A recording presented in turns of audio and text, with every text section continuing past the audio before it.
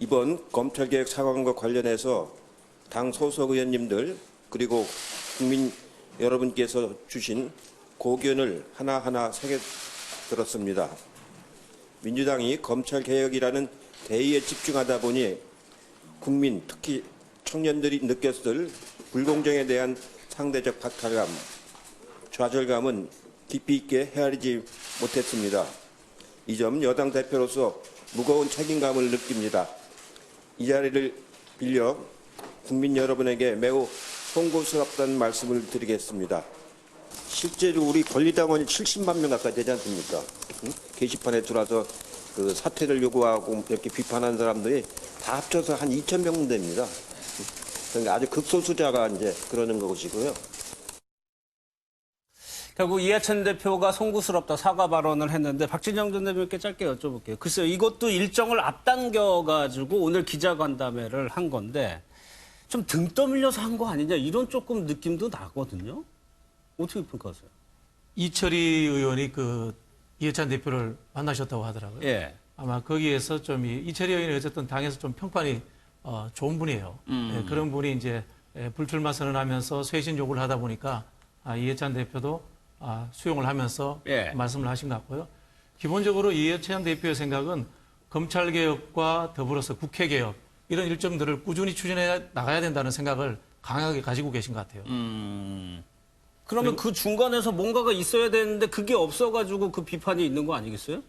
검찰개혁하는 거에 대해서 누가 뭐 당내에서 반대를 하겠습니까? 그러면 조국 장관 전 사태에서 이걸 넘어가는 과정에서 무언가 입장 표명이라든가 뭔가 있어야 되는 거 아니냐? 송구스럽다 정도에서 이렇게 이제 적당히 표현이 그렇습니다만 이렇게 정리를 하신 거죠. 다만 조국 장관 임명권에 대해서 송구스러운 부분은 있지만은 이 이슈가 검찰개혁이라든가 국회개혁으로 자연스럽게 넘어갈 수 있도록 징검다리 역할을 하시고자 그렇게 한 거죠.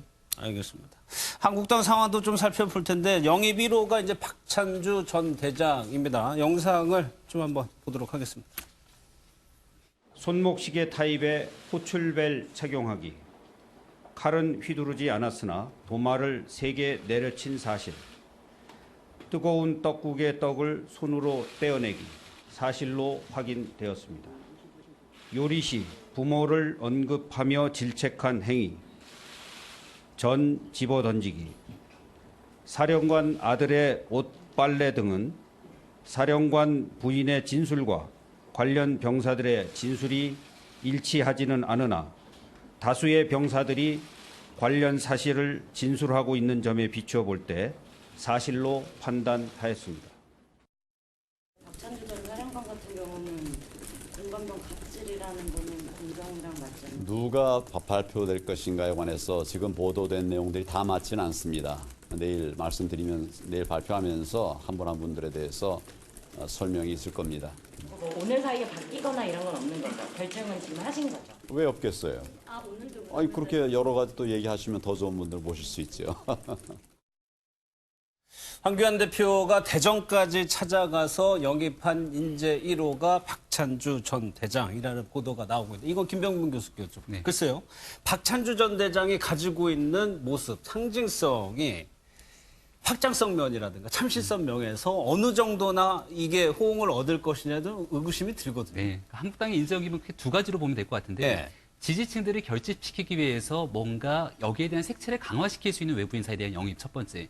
두 번째는 외연을 확장시킬 수 있는 뭔가 세련되고 깜짝 인사에 대한 발표. 네. 아마도 첫 번째 인재에 대한 영입은 앞서 제가 얘기했던 전자에 초점이 맞춰져 있는 것 같습니다. 지금 박찬주 대장 같은 경우는 공감력 갑질에 관한 의혹들이 있었지만 결국은 그 내용에 대해서는 무죄를 선고를 받았던 상황으로 볼 수가 있고요. 예. 그 과정에서 중간에 지하 영창에까지 가둬졌던 상황이 있는데 박찬주 전 대장은 그 당시에 적군의 포로로 갇힌 것 같았다라는 얘기를 하게 되면서 문재인 정부가 하고 있는 적폐청산은 적폐청산이 아니라 사실상 주류청산이다라는 얘기를 하게 됩니다. 한국당 입장에서는 문재인 정부의 여러 가지 정책에 대한 비판적인 목소리를 높입니다만 그중에서 가장 강력하게 적대시한, 그러니까 불편한 감정을 표현하게 되는 게 안보에 관한 영역이고 국방개혁이라고 하는 측면 속에서 대한민국의 안보를 무력화시키고 있다라고 하는 목소리를 드높이고 있습니다. 아마도 여기에 대해서 군에 관련된 한국당의 정책 등을 앞으로 강화시키겠다라고 하는 측면에서 박찬주 대장에 대한 영입들을 시사했던 것 같고요. 1차 영입에 만약 박찬주 전 대장이 들어가게 된다면 2차 인재 영입에서는 이런 부분들과 달리 새로운 방식으로서 뭔가 중도에 대한 외연 확장으로 호소할 수 있는 인물들에 대한 영입까지 예. 이어지지 않을까 생각이 듭니다. 그러니까 이진숙 전 기자 같은 경우에도 적폐청산에 의해서 어떻게 피해자라고 보는 것 같은데 글쎄요. 1호기 때문에 더 의미가 있고 상징성이 있는데 이종훈 평론가께서는 글쎄요. 어떻게 평가하세요? 먼저 한국당이 테이프를 끊었거든요. 1차 영입 대상 발표. 근데 그 발표 결과를 보고 상대당에서 예. 탄식이 나올 정도가 돼야 합니다. 탄식이. 근데 이번엔 고맙다는 어떻게. 얘기가 나왔다는 거죠. 예, 그러니까요. 예. 예, 허를 찔렸네. 예, 야, 저 사람 우리가 데려오고 싶었는데 저쪽에서 먼저 손을 썼구나. 이런 정도가 돼야 하는데, 오늘 이 발표 나오고 나서는 보수 지지층들 사이에서조차 한숨이 난다. 이겁니다. 예. 그러니까, 야, 이렇게 팀 칼라를 가져가서 과연 우리가 이길 수 있을까? 젊지도 않고 참신하지도 않고 그렇다라는 거예요. 자, 그런데다가 이거 뭐 보니까 오히려 지금 너무 과거 회귀적인 오히려 예. 인선 내지는 보수 유튜브형 그 인선 아니냐. 그런 얘기까지 좀 자조 섞인 얘기가 나오고 있다. 예. 2차 별거 없을 것 같은데요. 제가 보기엔.